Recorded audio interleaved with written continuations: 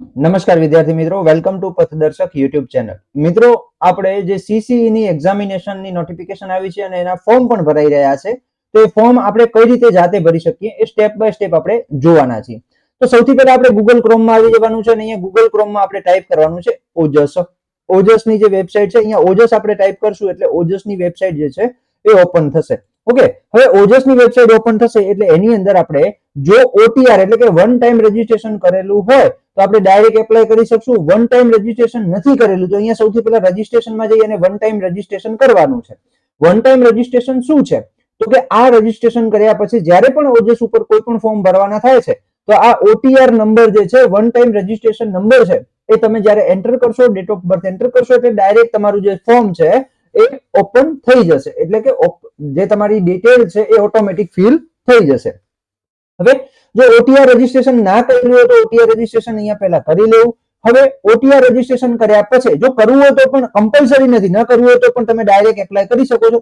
અહીંયા એપ્લાય ઉપર જવાનું છે. એપ્લાય ઉપર જવા પછી અહીંયા સિલેક્ટ એડવર્ટાઇઝમેન્ટ બાય ડિપાર્ટમેન્ટ, કયા ડિપાર્ટમેન્ટની જાહેરાતમાં તમે અરજી કરવા માંગો છો તો અહીંયા ગૌણ સેવા પસંદગી મંડળ આવશે અને એના પછી આ ક્લિક કરશો એટલે અહીંયા કને બધી જાહેરાતો જે છે એ દેખાડશે. એમાં આપણે 378 નંબરની જે જાહેરાત છે જે સીસીઈ ની છે એટલે કે Gujarat service class 3 group A and group B ની કમ્બાઇન એક્ઝામ જે છે એનું આપણે ફોર્મ ભરવાનું છે. એની લાસ્ટ ડેટ 20 તારીખ છે. તો અહીંયા કને આપણે એપ્લાય ઉપર જઈશું. બરાબર, એપ્લાય ઉપર ગયા પછી અહીંયા એપ્લાય નાવ ઉપર ક્લિક કરીશું. એપ્લાય નાવ ઉપર ક્લિક કરશો એટલે એ તમને પૂછશે કે શું તમે ઓટીઆર રજીસ્ટ્રેશન કરેલું છે. તો અહીંયા એપ્લાય વિથ ઓટીઆર, જો ઓટીઆર નંબર હશે તો ઓટીઆર નંબર નાખીને તમારી ડાયરેક્ટ ડિટેલ આવી જશે.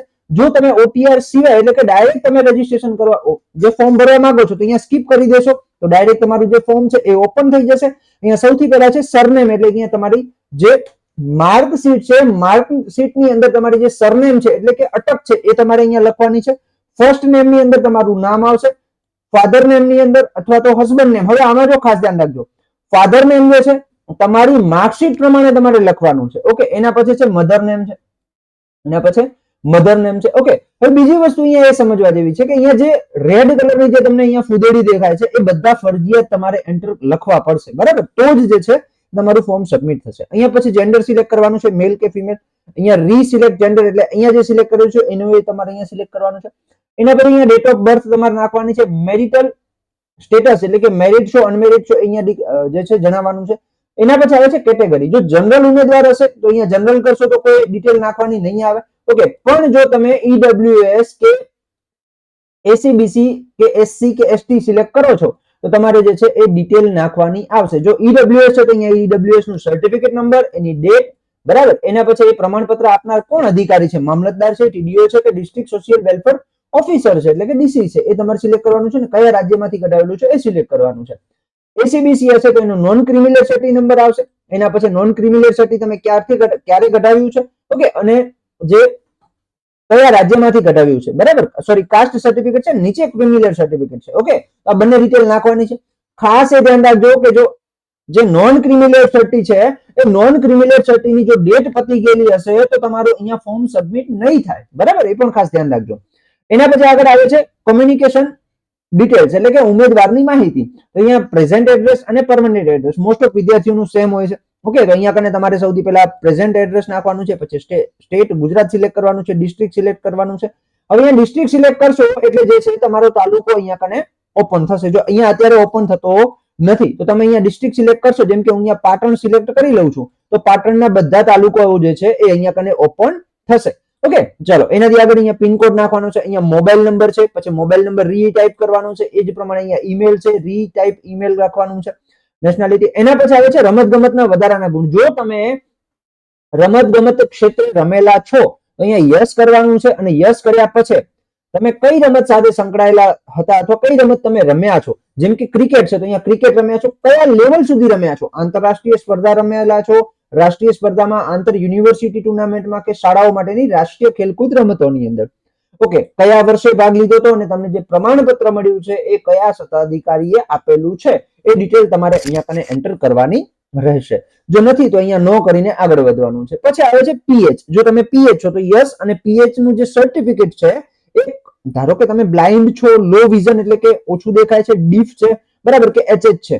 ઓકે, તો એ તમારે અહીંયા સિલેક્ટ કરવાનું છે અને અહીંયા એની ટકાવારી લખવાની છે કે કેટલી છે, જે તમારું સર્ટિફિકેટ હશે એની અંદર આપેલી હશે.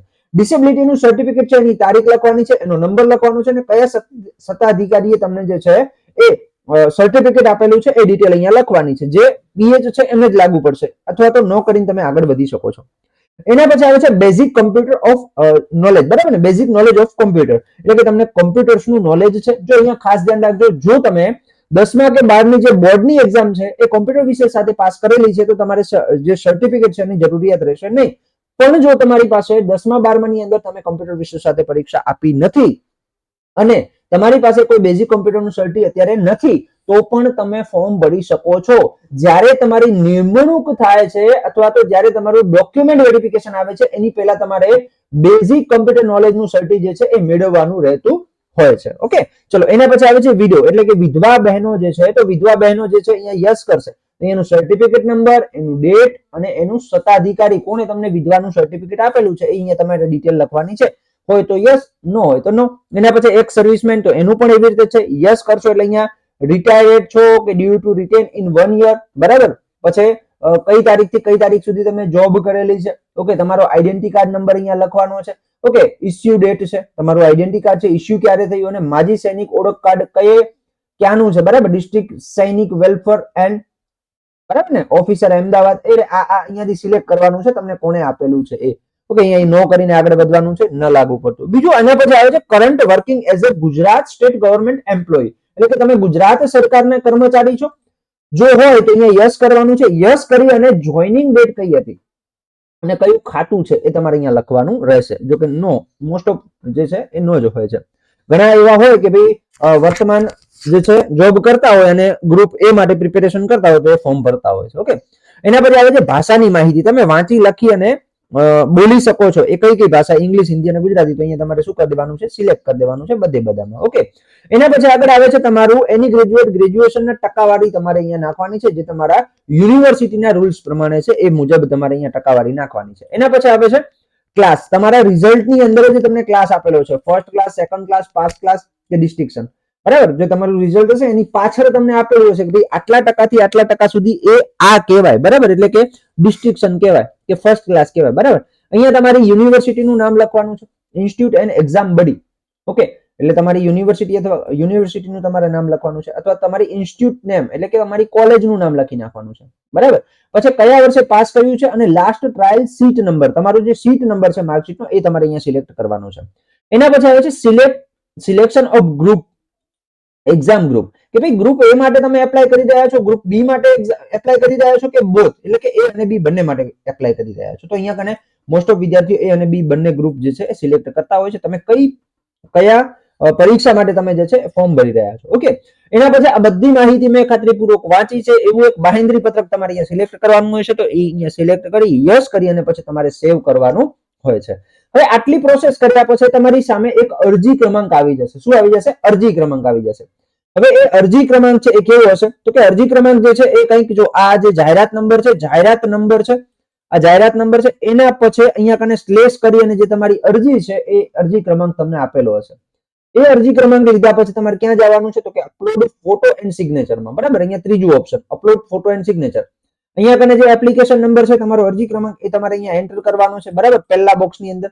ઓકે, એના પછી અહીંયા ડેટ ઓફ બર્થ, અહીંયા કને જે તમારી જન્મ તારીખ છે એ તમારે અહીંયા નાખવાની છે, એન્ટર કરવાની છે. અને એના પછી આવે છે આ જે કેપ્ચા કોડ છે એ અહીંયા તમારે નાખવાનો છે. ઓકે, આટલી માહિતી નાખ્યા પછી તમારે ફોટો અને સિગ્નેચર જે છે એ 15 KB ની અંદરના જે છે એ અપલોડ કરવાના છે. એટલું કર્યા બાદ તમારે જે છે અહીંયા કને જતું રહેવાનું છે કન્ફર્મેશન ઉપર.